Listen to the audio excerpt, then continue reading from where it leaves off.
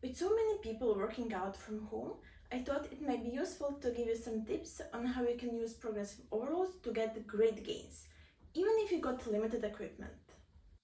First, what is progressive overload? Progressive overload in its basic form is increasing the demands on your muscles in order to make gains in strength, size, and endurance. If you are training in the gym, progressive overload is easier to do as you can just increase the weight. But if you're at home and have limited options, here are some alternative ways to get results. One of the simplest ways to intensify your home training is to increase time under tension. This is a technique that makes your muscles work harder by maximizing the duration of muscle tension. This means that you perform each rep slower so that your muscles are under greater stress for a longer period of time. To achieve this, simply increase the time spent doing the hardest part of the exercise. For example, when doing a squat, take longer when squatting down to increase the load on your quads and glutes. Or you can also do 1.5 reps, which increase time under tension in the range where the exercise. You can also do 1.5 reps, which increase time under tension in the range where the exercise is the hardest. My second tip is to get creative with variations. Not only can it be super boring doing the same old exercises, but it may also be less effective in comparison to variations. By getting creative with your exercises, you'll be able to find ways to make the exercise more challenging without having to increase the resistance. For example, when doing a hip thrust, instead of doing a regular rep, you can add a triple contraction. When your hips have thrusted upwards, do a triple contraction, which is like 3 shallow pulses before you lower your hips back down, and you will definitely feel the burn.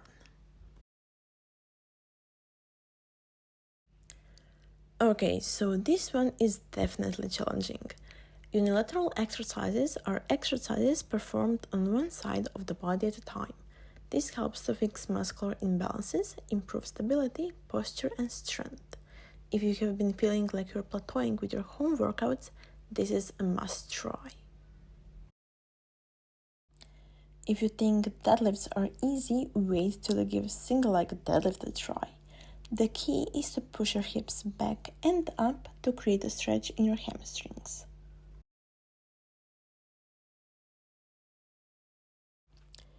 If you feel like your home workout is a little easy, maybe you just need to increase the volume. You can do this by increasing the sets, reps, or even by taking shorter rest breaks between exercises. This will help increase the demand on your body and ramp up the intensity. So let's say you have been doing 3 sets of 12 glute bridges. You could increase this to 5 sets of 12 glute bridges, or even 3 sets of 20 glute bridges. The options are limitless. A deficit in exercise involves any way that you can increase your range of motion in the lengthening phase of a movement, usually by standing something like a step, weight plate, or since you're at home, you can even stand on a book.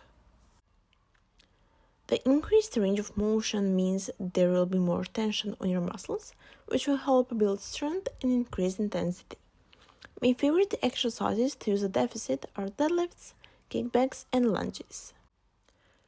Simply stand on something that will elevate your front foot and perform a reverse lunge.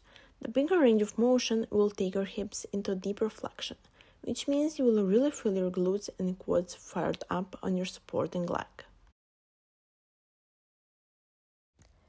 Don't underestimate the power of resistance bands.